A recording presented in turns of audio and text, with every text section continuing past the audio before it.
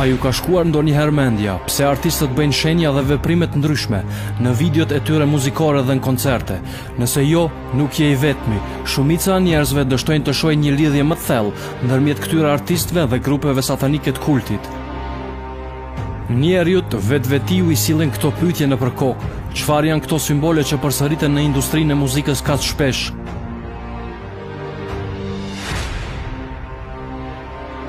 Prej nga vijnë këto simbole dhe çfarë kuptimi kanë? Nëse ju nuk i dini përgjigjet e këtyre pyetjeve, atëherë nuk keni arsye që ta leni këtë çështje. Nëse do të analizoni satanizmin, ju do të vini tek përfundimi se ai është shumë i përhapur në industrinë e muzikës. Satanizmi apo magjia zez është e bazuar në adhurimin e djallit dhe në braktisjen e adhurimit të Zotit. Satanizmi arriti majet në Egjipt në kohën e faraonëve. Kjo është arsyeja pse shumë nga këto shenja na çojnë tek gjurmët e këtij civilizimi. Ju mund të vreni shumë shenja egjiptase në industrinë e muzikës. Ja për shembull një buf që e kanë përdorur egjiptianët. A ju duket i njohur? Po, i njëjti përdoret nga artisti rapi Drake. Po ashtu atë mund ta keni parë duke bërë shenjen e numrit 666. Duke bërë shenjen e djallit me një sy. Ja ku është një buf në një ceremoni satanike të quajtur Bohemian Grove. Dhe këtu mund ta shihni artistin e rapit Azealia Banks me një sy dhe me bufa. Ky është një skifter i lashtë i dinastisë së 30 egjiptase. Mund ta shohim atë si tatuazh tek këngëtarja Rihanna. Ky është Elista Crowley, i veshur si faraon egjiptian, ai njihet si magjistar satanik më famkeq i shekullit të 20.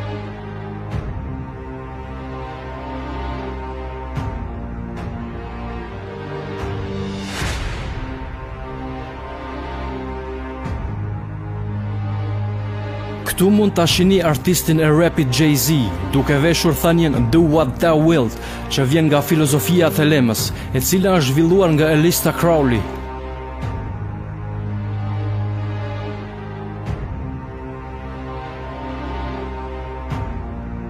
Dhe këtu prap mund shihni lidhjen mes këtyre artistëve dhe satanizmit.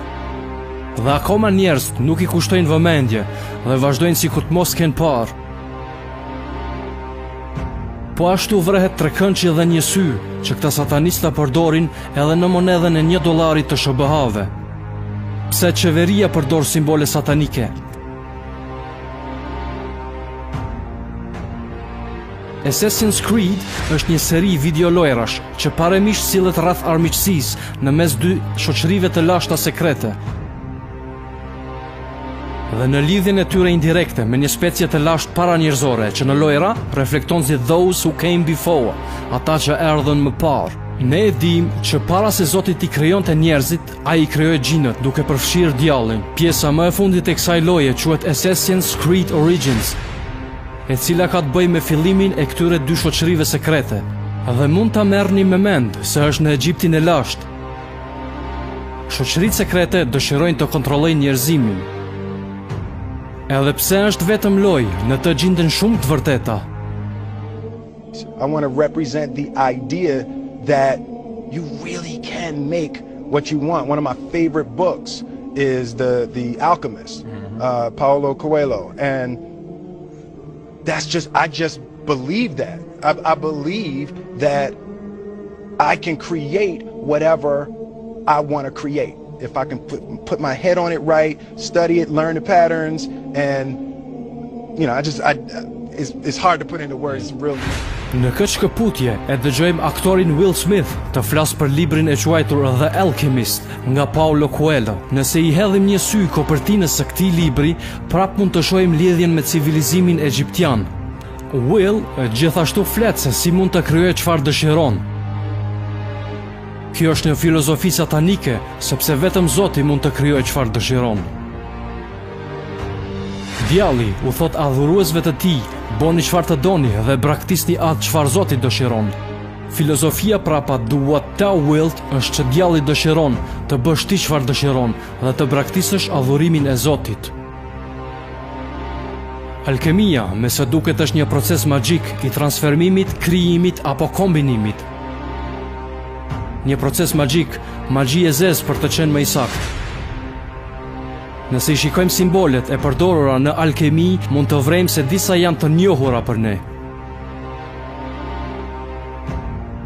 Këtu mund të shohim një simbol tjetër që përdoret në alkemi.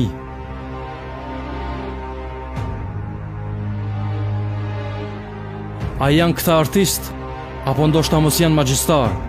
Ti e ke në dorë të vendosësh. Anton LaVey ishte një okulist dhe ishte i etiketuar nga njerëzit si babai i satanizmit. Ai ishte themeluesi i kishës së djallit dhe fesë të satanizmit. Ai është autor i disa librave, duke përfshirë Biblën satanike, ritualet satanike dhe shtrigat satanike. Këtu mund ta shihni duke bërë një shenjë djallëzore me dorë. A ju duket e njohur? Kjo shenjë është shumë e përhapur në industrinë e muzikës. Nuk është thjesht rastësi. Djalli po fshihet para syve tanë.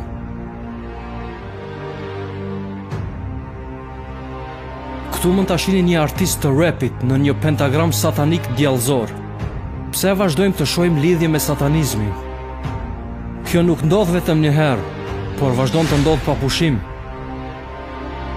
Ne e kemi në dorë të nxjarrim përfundimet. Këtu është këngëtarja Beyoncé me një unaz djallëzore Baphomet. Ky simbol Baphomet është gjerësisht i përdorur në satanizëm. Nëse këta artist nuk kanë të bëjnë asgjë me satanizëm, atëherë pse ata vazhdojnë t'i bashkangjesin vetes symbole djallëzore? Por prap një pyetje mbetet pa përgjigje.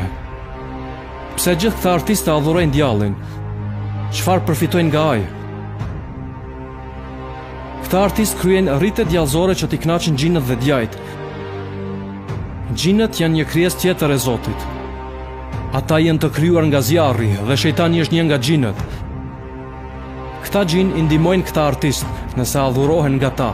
Adhuruesit e djallit duhet ta poshtrojnë veten në mënyrë që këto qenia djallëzore t'i ndihmojnë ata. Ata sakrifikojnë shumë gjëra dhe madje merren me pedofili dhe homoseksualitet në mënyrë që të marrin fuqi djallëzore. Janë një shembull i këngëtares Lady Gaga, e cila flet për djajt që kishin pushtuar. And your favorite scary story? My favorite scary story, the one that I'm going to dream about tomorrow night. I have incessant nightmares, but I've learned to love them because they somehow end up on stage or in my work. Fantastic. I'm also terrified of the devil. Well, the next question I'm going to ask you is from Tatin in Hong Kong, which is, do you believe in God? Yes. And the devil? And the devil. I believe in both. I had this dream quite recently that was so terrifying, so morbid and terrifying, and I called Deepak Chopra, who I work with, and I was telling him my dream, terrified, that the devil, and the dream was so terrifying, I thought somehow a devil force was trying to take hold of me, a darkness. I guess I see devil and darkness as the same thing. And he laughed and told me that I was very creative. Beyoncé flet për një qenie tjetër e cila e kontrollon atë derisa performon, të cilën e quhen Sasha Fierce. They're expecting Sasha. And I'm really kind of shy, and not really shy, but more reserved, and nothing like Sasha. You know, she can do things that I cannot do when I'm in rehearsal. I mean, I can try, but then it just doesn't happen. I can sing notes and sing strong and do all these things that when I'm just by myself, I can't do. And I remember right before I performed, I raised my hands up, and it was kind of the first time I felt something else come into me. And I knew that was going to be my coming out night for the BET Awards. Nuk është e pazakont për satanistat që të zhvillojnë personalitetet të ndryshme, sepse trupat e tyre pushtohen nga djajt dhe i ndihmojnë ata që të performojnë. Channeling, the act or practice of serving as a medium through which a spirit purportedly communicates with living persons. That's the definition of channeling. A lot of these actors believe in channeling. So they actually invoke spirits. I think why you're my role model has to do with the way you relate to vanity. We're lying in bed and we're rehearsing the astronaut Garrett Reed love scene. And then we launched into the first take and two voices came out of you. Do you remember this? Two voices, and they were simultaneous words, but they were two levels of sound. And I looked over at you, you were amazed, I was amazed, and you said, well, sure, I'm many different people. I said, no, Jack, you're channeling. Two tones coming out, two voices at the same time. That's clear. They do what's called method acting, where they invoke. Crowley said the quickest way to invoke a spirit is through acting. So they do a method technique and they stay in character for the entire film. Jack Nicholson in some films scared people because he would play psychopaths. And he would stay in character even when the filming wasn't being filmed. And it was like he was possessed, because that's what they do.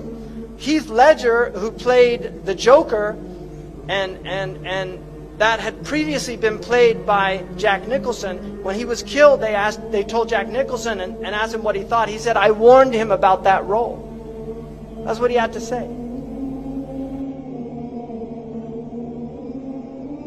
Ja ku është Jay-Z në studio, duke inqizuar një këngë. Shikoni afër librin që gjendet në studio. Një libër i quajtur Magjia e Bardhë dhe e Zezë. Ai marrin prej këtu tekstet e këngëve të tyre. Jay-Z po ashtu flet për diçka të quajtur Rain Man, i cili e pushton kur ai bën rap. This right here we call a magic moment. Right now I'm thinking like, where is this going? What does this track say? And I go through my Rain Man. It's funny, like, how it came about being a lyricist is weird, because I started out technically, like, I used to write all the time, before I started going into the Rain Man thing, Për çfarë apo kush është ai Rain Man që për të cilin ai vazhdon të flas? Të dëgjojmë një artist tjetër satanik, Eminemin. Yeah, proof. My name ain't gonna be Slim Shady no more. So no more Slim Shady. No more Eminem. No more Eminem. You know my new name will be? So what's your new name gonna be now? Rain Man. Dëgjone me vëmendje tekstin e kësaj kënge. My aim was not to become what I became with this level of fame. My soul is possessed by this devil. My new name is...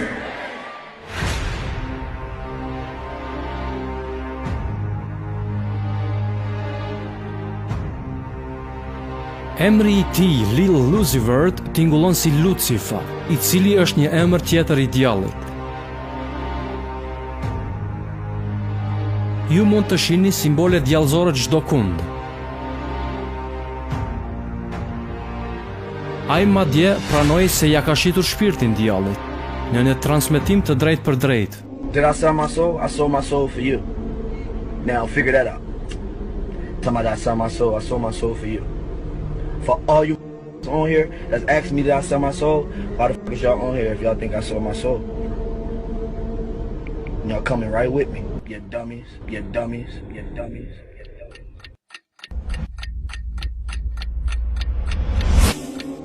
For as long as I've been here at 60 Minutes, I've wanted to interview Bob Dylan. Over his 43-year career, there is no musician alive who has been more influential. His distinctive twang and poetic lyrics have produced some of the most memorable songs ever written. You ever look at music that you've written and look back at it and say, whoa, that surprised me? I don't know how I got to write those songs. Well, those early songs were like almost magically written. There's a magic to that, and it's not Siegfried and Roy kind of magic. It's a different kind of a penetrating magic. Why do you still do it? Why are you still out here? Well, it goes back to the destiny thing. I made a bargain with it, a long time ago, and I'm holding up my end. What was your bargain? To get where I am now. Should I ask who you made the bargain with? with the chief commander. On this earth? And in this earth, and then in a world we can't see.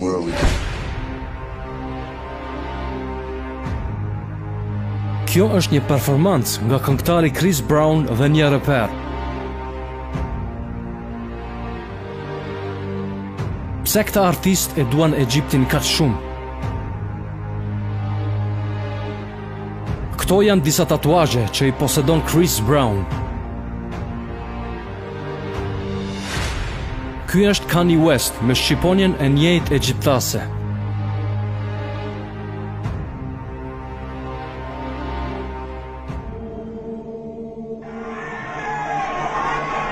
I sold my soul to the devil. I know it's a crappy deal. Lisa came with a few toys like a Happy Meal.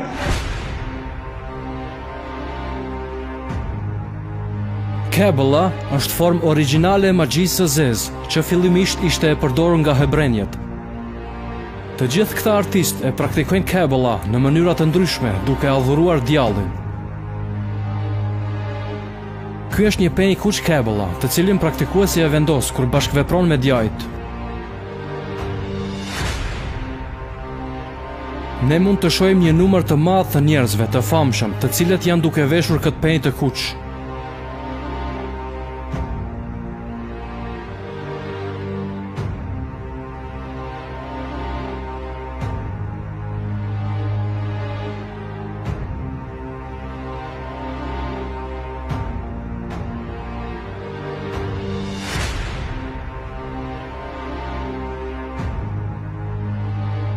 Symboli që përdoret më së shpeshti në satanizëm është syri. Çfarë kuptimi ka brenda shenjës syrit? Mund ta gjejmë përgjigjen në Kuranin e Shenjtë. ألم نجعل له عينين ولسانا وشفتين وهديناه النجدين.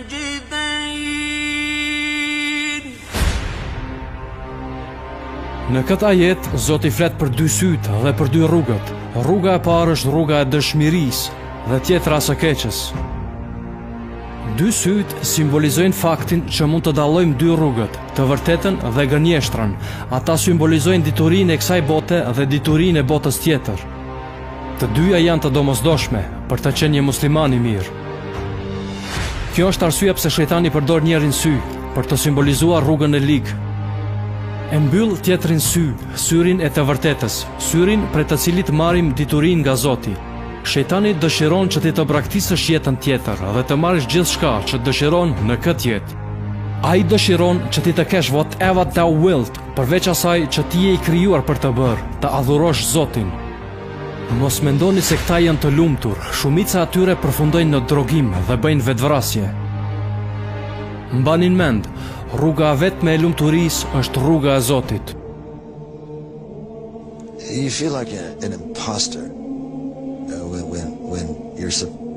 when someone thinks you're something and you're not.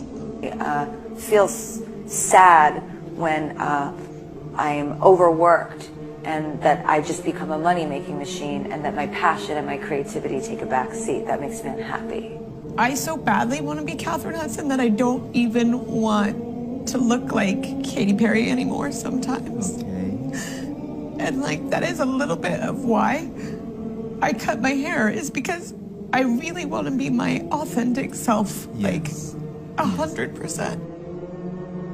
If your ultimate goal is to be famous, then you're gonna do a lot to get there, like sign your name in blood in a contract with the devil. Like you're gonna end up on a one-way street and it's going nowhere. Like that's just the truth. I've seen so many people like forsake their moral code and their value systems just for a little bit of fame, and it's not worth it at the end of the day. It's really not worth it.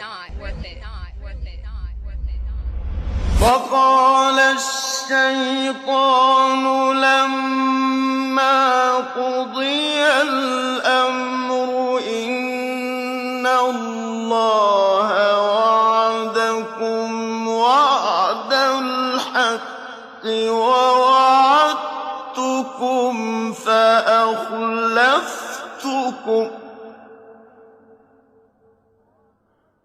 وما كان لي عليكم من سلطان إلا أن دعوتكم فاستجبتم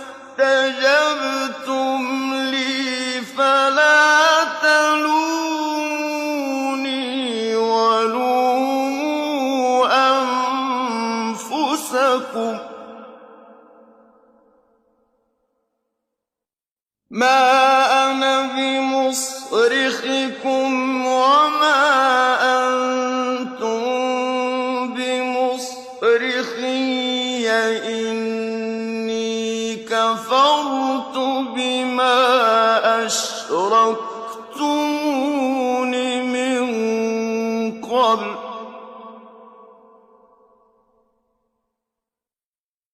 إن الظالمين لهم عذاب